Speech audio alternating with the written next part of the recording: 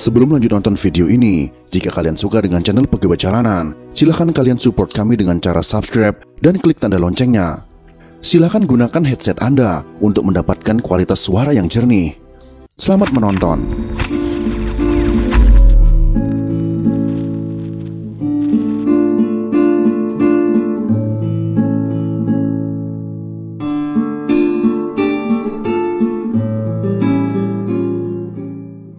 Siapa yang tidak kenal dengan Suriname?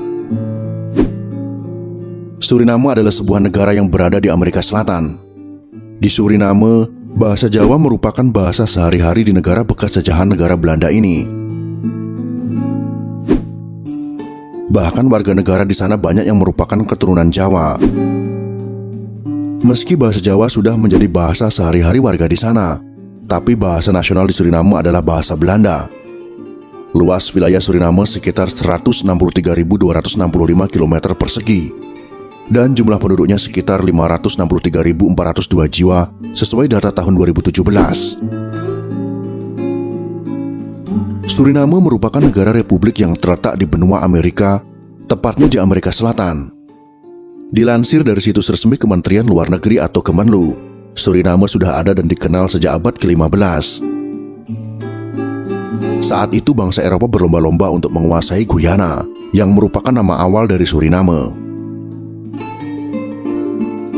Wilayah Suriname merupakan suatu daratan luas yang letaknya di antara Samudra Atlantik, Sungai Amazon, Rio Negro, Kesikwa, dan Orinoco.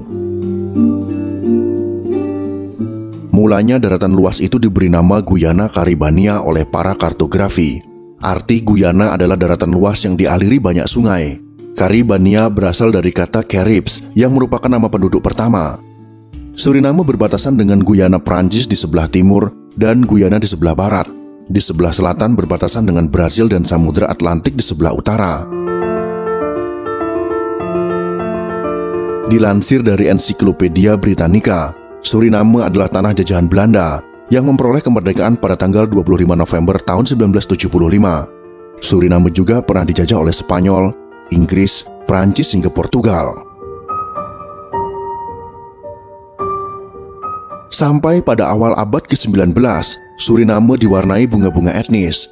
Penduduk aslinya sendiri orang Amerindian, ditambah lagi oleh golongan Bus Negro. Terakhir orang-orang Eropa dan keturunannya yang mereka namakan orang Kreol. Orang Kreol inilah yang kemudian mendominasi populasi Suriname hingga kini. Tadinya Kreol hanya sebutan untuk orang Eropa yang dilahirkan di Amerika Selatan atau India Barat, tapi kemudian berkembang menjadi sebutan untuk orang asing yang dilahirkan di Suriname.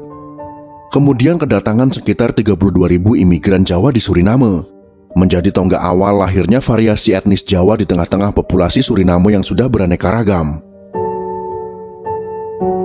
Hingga tahun 1972, populasi orang Jawa sudah mencapai 58.863 jiwa, sekitar 13% dari 348.903 penduduk Suriname. Dengan jumlah itu, orang Jawa menempati urutan ketiga setelah India sekitar 38% dan orang Kreol sekitar 31%. Walaupun demikian, dalam kehidupan sehari-hari, orang Jawa tidak lebih dianggap suku minoritas. Pada saat itu hanya segelintir orang Jawa di sana yang tahu baca tulis. Rasa tertekan ini semakin terasa akibat sikap dan tegur sapa kasar golongan lain yang menganggap orang Jawa bodoh, pandir dan mudah ditipu. Ini menyebabkan semakin ketatnya kelompok Jawa ke dalam isolasi yang kental sebagai reaksi kelompok minoritas. Rasa berlainan ras juga timbul dengan sadar dalam diri orang-orang Jawa itu. Pergaulan sesama orang Jawa tetap dipelihara dengan derajat pemakaian bahasa Jawa yaitu ngoko dan kromo. Selamatan, sesajen, pesta tayub, joget, wayang, orkes terbang, ludruk tetap menjadi titik sentral dalam aktivitas mereka. Orang Kreol yang suka mengejek, orang Jawa digelari mereka buto, yang memiliki arti raksasa kasar dan jahat. Sedangkan orang India yang gigih berdagang dan pelit, digelari Anoman, yaitu monyet sakti dari kisah Ramayana, atau sebagai menungso ambune koyo setan, yaitu manusia yang baunya seperti setan. Bukan itu saja, meski jauh dari Indonesia, orang Jawa Suriname tetap merasa diri bagian dari Indonesia. Dalam setiap pertemuan, termasuk pesta perkawinan dan sunatan, lagu Indonesia Raya dikumandangkan keras-keras dan bendera merah putih dikibarkan.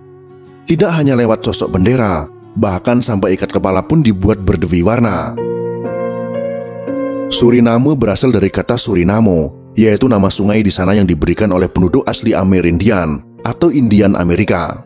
Tapi beberapa penulis Inggris ada yang mengklaimnya berasal dari kata Inggris, yaitu Surrey dan Ham, yang kira-kira berarti tanah milik Lord Surrey. Daerah di pantai utara Amerika Selatan yang luasnya hampir sebesar Pulau Jawa ditambah Madura itu, tadinya bernama Guyana.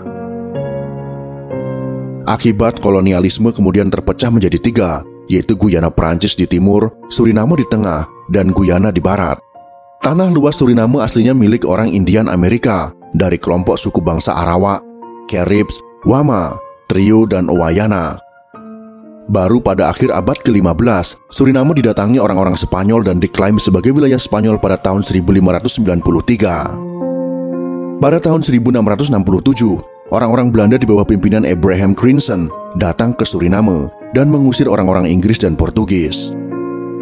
Pada tahun 1682, wilayah Suriname dihibahkan kepada VOC.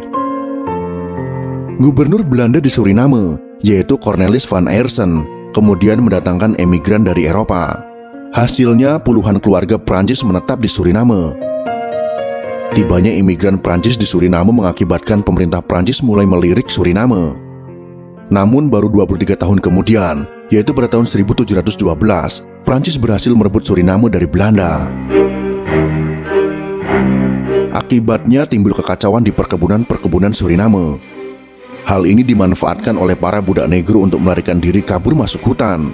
Para negro inilah yang kemudian berhasil mendirikan semacam suku tersendiri, yaitu Bus Negro, negro hutan, atau biasa juga disebut Marun. Mereka ini sering membuat keributan. Para penguasa Prancis kelabakan menghadapinya. Akhirnya Belanda yang berhasil menundukkan Bus Negro dan memaksa mereka mengakui pemerintahan kolonial Belanda. Karena VOC sejak tahun 1791 sudah dibubarkan, maka Suriname langsung di bawah kontrol pemerintah pusat Belanda. Pemerintah kembali membenahi perkebunan Suriname. Budak-budak pun didatangkan lagi, meski sejak tahun 1608 perdagangan budak dinyatakan terlarang. Walaupun kemudian Suriname sempat jatuh ke tangan Inggris, tapi kemudian diserahkan kembali kepada Belanda. Di bawah Undang-Undang Baru Belanda, Suriname dinyatakan sebagai negara kolonial Belanda, sehingga ada yang menyebutnya Guyana Belanda. Di bawah panji negara koloni Belanda ini juga, produksi perkebunan di Suriname meningkat dengan pesatnya.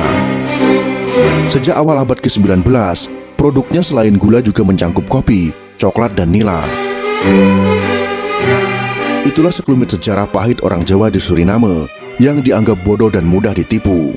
Kita doakan semoga saudara-saudara kita yang ada di Suriname hidup dengan sejahtera. Jika kalian suka dengan video ini, silakan berikan jempol ke atas. Dan jika kalian menganggap video ini bermanfaat, maka bagikanlah untuk teman-teman Anda yang lain. Terima kasih sudah menonton.